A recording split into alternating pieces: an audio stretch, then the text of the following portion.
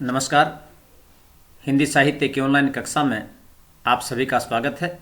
मैं doctor Devi Prasad, associate professor Hindi, सेठ नंद किशोर पटवारी राजकीय महाविद्यालय नीमका थाना, आज आपके समक्ष महाकवि भूषण के पदों को लेकर उपस्थित हूँ। पिछली कक्षा में भी हमने महाकवि भूषण के पदों पर चर्चा की थी पाठ्यक्रम की दृष्टि से। आज हमारा पद संख्या 4 है। हम बात कर रहे हैं पंडित दीनदयाल उपाध्याय शेखावाटी विश्वविद्यालय सीकर स्नातक द्वितीय वर्ष हिंदी साहित्य प्रथम प्रश्न पत्र रीतिकाल में शामिल महाकवि भूषण के पदों की। पहले हम इस पद का वाचन करेंगे और उसके पश्चात हम इसका अर्थ समझेंगे। तो आइए पहले हम इस पद को पढ़ते हैं।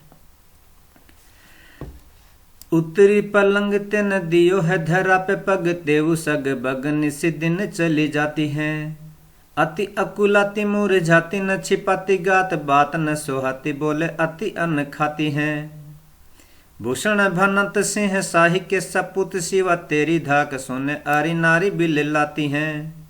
जोन में न जाती तेवे धूप चली जाती पुण्य 3 बेर खाती तेवे 3 बेर खाती हैं। उत्तरी पलंग तेन दियो है धरा पे पग तेऊ सग बग निसी दिन चली जाती हैं। प्रसंग की हम बात करें तो प्रस्तुत पद महाकवि भूषण द्वारा रचित है, जो भूषण ग्रंथावली में संकलित है और हमारे पाठ्यक्रम में यानी रीतिकाल जो हमारा प्रथम प्रश्न पत्र है उसमें महाकवि के भूषण के पदों में से लिया गया है। प्रस्तुत पद में महाकवि भूषण ने शिवाजी की वीरता का वर्णन किया है और शिवाजी की वीरता के कारण से शत्रु पर पड़ने वाले प्रभाव, यहाँ तक कि शत्रुओं की जो स्त्रियां हैं उन पर पड़ने वाले प्रभाव का भी यहाँ पर उन्होंने बहुत ही सुंदर चित्रण किया है। तो पहले हम इस पद के कठिन शब्दार्थ को जान लें तो हमारे लिए यह आसान होगा कि इसकी व्याख्या को हम और अच्छे से समझ पाएंगे और आप भी अपनी परीक्षा में इस व्याख्या में बहुत अच्छे से उत्तर दे सकते हैं। तो आइए पहले हम इसके कठिन शब्दार्थ को जानते हैं। उत्तरी, उतरना, धरा, पृथ्वी, जमीन, तेऊ, वही, सगबग, भयभीत होकर, निशी दिन, रात दिन, अति अकुलाती, बहुत ज़्यादा व्याकुल होना, छिपाती, छिपाना, गात, शरीर, अति अनखाती। अति अनखाती का तात्पर्य है झुंझलाहट होना। भूषण भनत, भनत का तात्पर्य कहना, कहते हैं। अरि नारी, शत्रु की स्त्रियां, शत्रु की पत्नियां, बिललाती, विलाप करना। 3 बेर खाती तेवे 3 बेर खाती हैं। एक अर्थ है बेर, बार, और एक अर्थ है बेर, फल, बेर नामक फल। तो प्रस्तुत पद में महाकवि भूषण शिवाजी के शौर्य की प्रशंसा करते हुए कहते हैं, उत्तरी पलंग तेने दियो है धरा पे पग। शिवाजी जिन शत्रु के नारियों ने कभी पलंग से उतर कर भी जमीन पर पैर भी नहीं रखा। उत्तरी पलंग तेने दियो है धरा पे पग, जिन्होंने कभी पलंग से उतरकर जमीन पर पैर भी नहीं रखा है। तेऊ सग बग निसी दिन चली जाती हैं, वही भयभीत होकर रात दिन इधर उधर भटक रही हैं। इधर उधर चली जाती हैं अर्थात इधर उधर भटक रही हैं अपनी सुरक्षा के लिए, अपनी रक्षा के लिए। कहने का तात्पर्य है कि शिवाजी के आक्रमण से भयभीत होकर शत्रुओं की जो नारियां हैं वे इधर उधर भटक रही हैं, जिन्होंने कभी पलंग से नीचे पांव भी नहीं रखा, वे भी रात दिन अपनी रक्षा के लिए इधर उधर भटकती रहती हैं, फिरती रहती हैं। अति अकुलाती मुरझाती न छिपाती गात, बात न सोहाती बोले अति अन्न खाती। अति अकुलाती, वे बहुत व्याकुल हैं इस चिंता के कारण से, तुम्हारे आक्रमण की चिंता के कारण से। अपने घर परिवार, पति पुत्र आदि सब को लेकर के वे अति व्याकुल रहती हैं।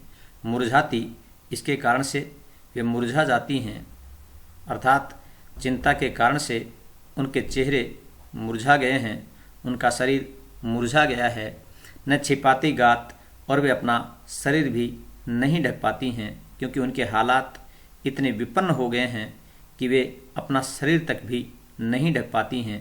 यानी जो शत्रु की जो नारी थी, जो राजमहल से संबंधित महिलाएं थी, वे तुम्हारे आक्रमण के कारण से अपने रक्षा के लिए इधर उधर भटकती रहती हैं और वे बहुत व्याकुल रहती हैं अपने घर परिवार की चिंता को लेकर के।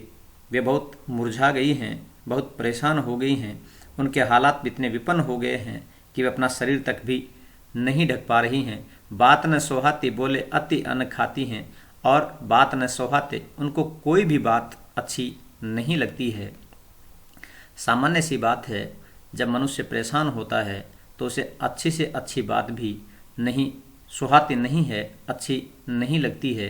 तो यहाँ पर उनकी विपन्न स्थिति के कारण उनको कोई भी बात अच्छी नहीं लगती है। बोले अति अन्न खाती हैं, और वे बहुत झुंझलाहट में रहती हैं।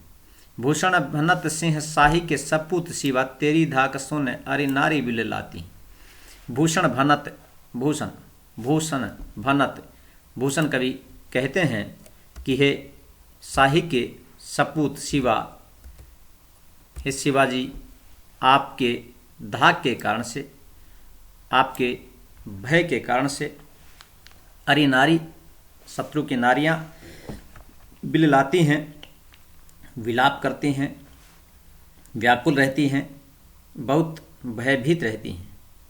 कवि भूषण कहते हैं कि शाह जी के सपूत शिवाजी, आपकी धाक सुनकर दुश्मन की जो स्त्रियां हैं वे बहुत व्याकुल रहती हैं, बहुत भयभीत रहती हैं। और अगली पंक्ति में कहते हैं, जोन मैंने जाती तेवे धूपे चली जाती पुनी, 3 बेर खाती तेवे 3 बेर खाती हैं। जो कभी तेज धूप में चलने की आदि नहीं थी। राज परिवार से संबंधित महिलाएं तेज धूप में किस लिए चलती, न उनका कभी अभ्यास था, न उनकी कभी इस प्रकार की आवश्यकता थी।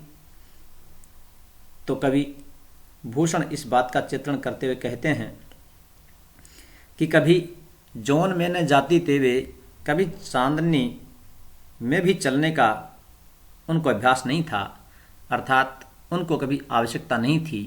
कहने का तात्पर्य है कि राज परिवार से संबंधित महिलाओं को कभी भी चलने की आवश्यकता ही नहीं थी कि वे पैदल चलें।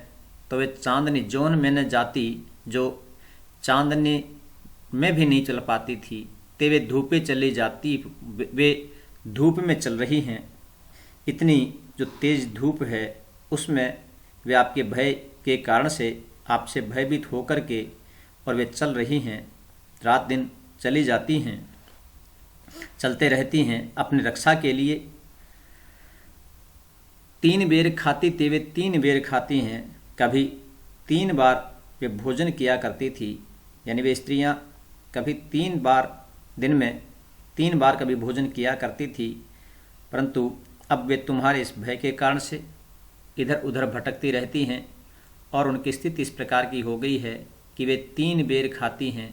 वे बेर के 3 फल ही खाकर अपनी भूख का शमन करती हैं, क्योंकि खाने के लिए कुछ है नहीं, और अगर कुछ मिल भी जाए तो वे तुम्हारे भय के कारण से खा नहीं पाती हैं। उनकी मानसिक स्थिति इस प्रकार की हो गई है। तो प्रस्तुत पद में महाकवि भूषण ने शिवाजी की वीरता का बखान बहुत ही सुंदर शब्दों में किया है। यहाँ पर कवि ने यह चित्रण अतिशयोक्तिपूर्ण किया है। और अगर हम इसमें अलंकारों की बात करें तो प्रस्तुत पद में अनुप्रास, यमक और आक्षेप अलंकार का बहुत ही सुंदर प्रयोग हुआ है और कवित छंद की यति गति उचित है। आपने इस पद की व्याख्या को सुना, इस हेतु धन्यवाद। मिलते हैं एक नए पद के साथ में। Thank you.